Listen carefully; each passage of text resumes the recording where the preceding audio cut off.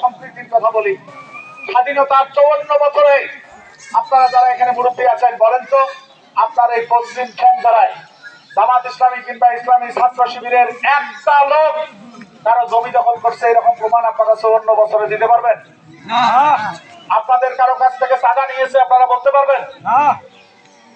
কারণ দোকানে যে তালা লাগাইছে যে চাঁদা না হলে দোকান খোলা যাবে না?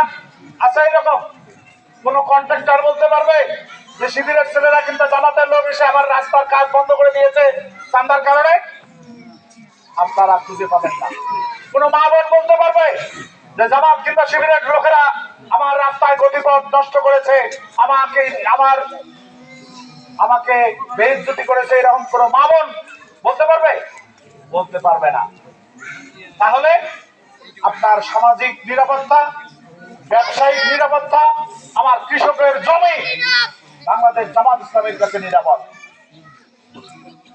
আপনারা গত 5 তারিখের পরে দেখেছেন জাফলংয়ে